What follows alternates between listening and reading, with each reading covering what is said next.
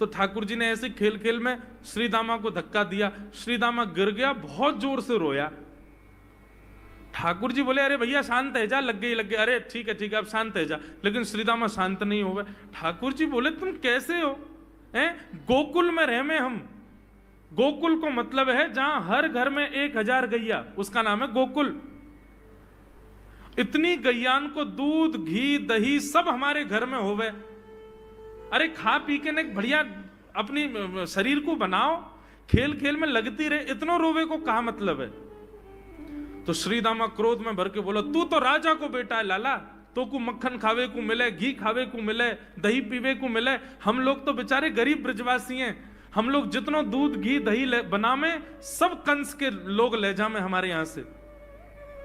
कंस ने ब्रजवासीन के ऊपर कर लगा रखो है, टैक्स लगा रखो है, कहा कि प्रत्येक ब्रजवासी को इतनो मटका भर के घी दूध दही सब मथुरा भेजना पड़े, हम लोग घर में ना रख सकें, क्योंकि कंस के सिपाही जब आके हमारे घर की तलाशी करें, यदि इतने मटका हमारे घर को प्रसारित हैं, वहां से ज्यादा यदि हमारे घर में मिल गए तो मृत्यु दंड होगा हमारा। कंस ने पूरे ब्रजवासियों को कह रखा है कि हर घर में 4 मटकी से ज्यादा नहीं होनी चाहिए, उससे अधिक आने वाला दूध घी दही ये सब मथुरा भेजना है। और यहां हर ब्रजवासी के यहां 1000 गैया, और 1000 गैयाओं का जितना दूध घी दही होता है उसमें से 4 मटकी केवल घर में रहती हैं, बाकी सब मथुरा भेजना पड़ता है। या मारे लाला हम लोगन को खावे पीवे को ना मिले, तू तो राजा को बेटा है, तेरे नंद बाबा तो कुल के राजा हैं, या मारे तो को तो खूब छूट है, हम लोगन को छूट ना है। ठाकुर जी बोले ये बात है, बोले हाँ।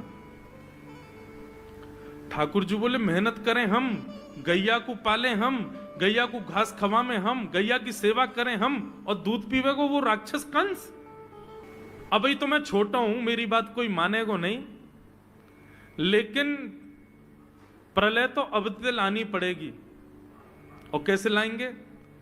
बोले राजी राजी यदि मक्खन दूध दही नहीं मिल लो तो चोरी करके खाओ, हमारो ही मक्खन है, हमारो ही दूध है, हमारो ही दही है, लेकिन अभी हम बालक हैं, हम ज्यादा कछु बोलेंगे हमारी कोई बात मानेगो ना। लेकिन ये सद वस्तु कुपात्र के हाथ में नहीं जानी चाहिए।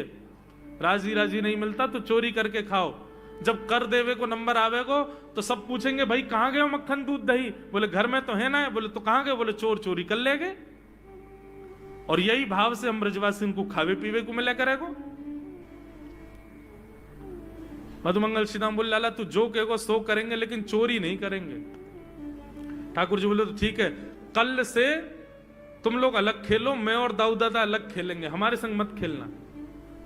मधुमंगल सीताम बोले अरे लाला तू ना जाने, मैया यो के लाला जो चाहे करियो, चोरी मत करियो, चोरी करवे तो ब्याह ना होवे। ठाकुर जी बोले ब्याह की पड़ रही है तो है, ब्याह ना होवे। ऐसो पत्र पूछ रहा सो है गयो, पत्रो दुबरो सो तू सीख जैसो है गयो, तो कौन ब्याह करेगा ऐसे? अरे ब्याह करना तो ने खाया ने पी ने बढ़िया गाल तेरे बढ़िया होंगे, शरीर ने बढ़िया होगा तभी तो ब्याह होएगा।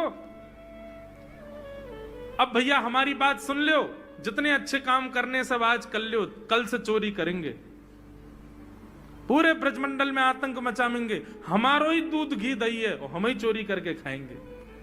ठाकुर जी ने चोरी क्यों की? क्योंकि सारा गौरस बेवजह मथुरा भेजा जाता था, और मथुरा से कंस पूरे भारत में वितरित करके खूब धन कमाता था। इस वजह से ब्रजवासी प्रताड़ित होते थे, क्योंकि गैया के लालन पालन में जितना खर्चा होगा सब करो ब्रजवासी। 4 मटके मिलते थे, 4 में से 3 को तो बेच देते थे, 1 में पूरा घर चलता था। यह हालत थी ब्रज की। इसलिए ठाकुर जी ने कहा कि भैया राजी राजी नहीं तो गैर राजी, हम जितने बाकी की मटकी मथुरा भेजे वाली उनको सबन को तोड़ फोड़ करेंगे, उनमें से मक्खन निकाल निकाल के खाएंगे, एक दूसरे को खवाएंगे, और सब यहीं रहेगो, मथुरा नहीं जाएगो कछु भी। इसलिए ठाकुर जी ने चोरी की। सबसे पहले प्रैक्टिस अपने घर में ही कर लें कैसे करनी है चोरी। सो अगले दिन ठाकुर जी सवेरे उठे और देखने लगे यशोदा मैया देख तो नहीं रही, और ठाकुर जी चुपचाप गए महाराज जहां पर सारे मक्खन दूध दही रखे, वहां पहुंच के गौरस भंडार में, और गौरस भंडार में एक मटकी के ऊपर से ढक्कन हटाए करके जैसे ही ठाकुर जी ने हाथ बोर के पानो प्रारंभ कियो, सामने एक खंबा था, उसमें मणि लग रही थी। आज पहली बार 3.5 वर्ष की आयु में ठाकुर जी ने अपना प्रतिबिंब देखा। ठाकुर जी ने जैसे ही प्रतिबिंब में अपने रूप को देखा, अपने रूप को देख करके ठाकुर जी बोले, हो तू भी आयो यहां चोरी करवे? अपने आप से ही बात कर रहे हैं ठाकुर जी। अरे मैंने कही तो हती अपने अपने घर में चोरी करनी है, तू दारी के मेरे घर में आगो चोरी करवे? ठाकुर जी अपने प्रतिबिंब से बात कर रहे हैं। अब गौरस भंडार में ठाकुर जी की आवाज गूंज रही थी, और वो गूंजते हुए रसोई घर में जा रही थी। रसोई में मैया ने सुनी, बोले ये लाला कहां ते बोल लो है? उठ गयो कन्हैया? मुकु पतो भी ना चली, नूपुरन की आवाज ना आई। मैया दौड़ करके गई तो देखा ढूंढते ढूंढते गौरस भंडार में ठाकुर जी अपने प्रतिबिंब से बात कर रहे हैं। कितनी सुंदर झांकी है ठाकुर जी की। ठाकुर जी मक्खन पा रहे हैं। बोले अच्छा अब आ तो गयो है यहां पे, लेकिन सुन चुपचाप चोरी करके भाग जाइयो, मेरी मैया बहुत मारेगी तो को। बाकू यदि पतो चल गई तू चोरी कर रहा है तो को उखलते मान देगी, मेरी मैया बहुत मारेगी। चुपचाप चोरी कर और निकल ले यहां से।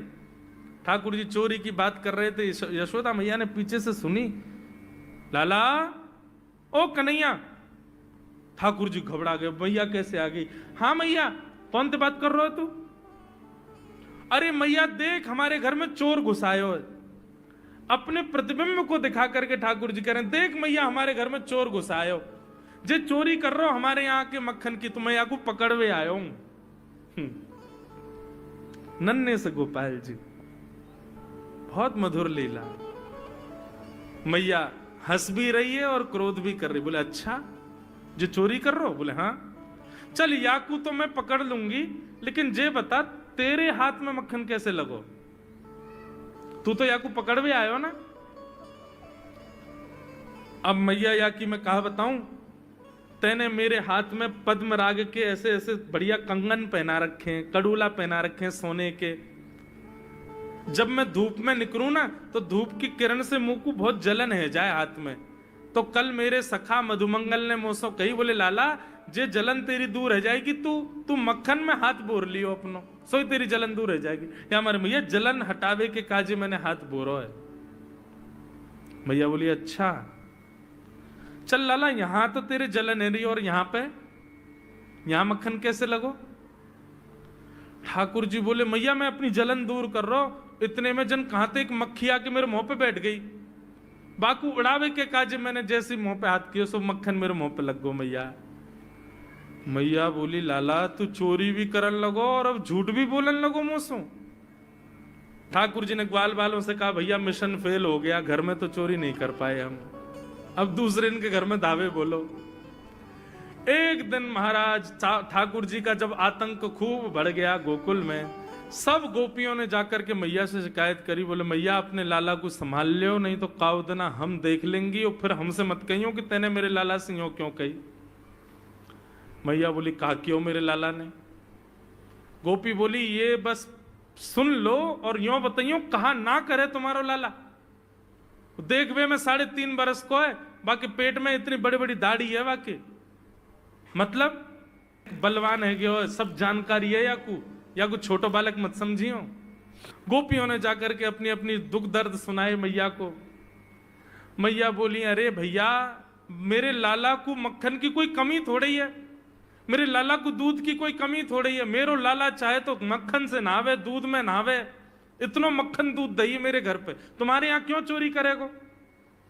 अरे कई बार बालकन को अपने घर को भोजन बढ़िया ना लगे, दूसरे के घरन को बढ़िया लगे, अगर बार ने तुम्हारे यहाँ की नेकात मक्खन खा लियो तो वहां इतना रो क्यों रही हो? मैया आपको अपनो लाला बहुत सीधो लगे ना, हम बताएं कहा करे तुम्हारो लाला? स्वयं खावे हमको कोई दिक्कत नहीं, लेकिन या की एक पूरी मंडली है और पूरी रजिस्टर्ड मंडली है, बाल गोपाल चौर प्रचार प्रसार मंडल, ये घर घर जाके चोरी करते हैं।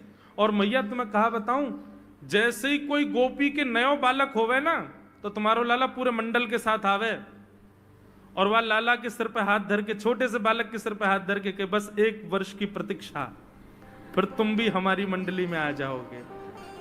पूरे गोकुल में भय है तुम्हारे लाला को, स्वयं खावे, ग्वाल बालन को खवावे। मैया यहां तक भी बात समझ में आवे, ग्वाल बालन को खवावे, यो नहीं कि नेकाद मक्खन बच जाए तो रहम करके हमारे काज छोड़ जाए, वाकू बंदरन को खवा दे।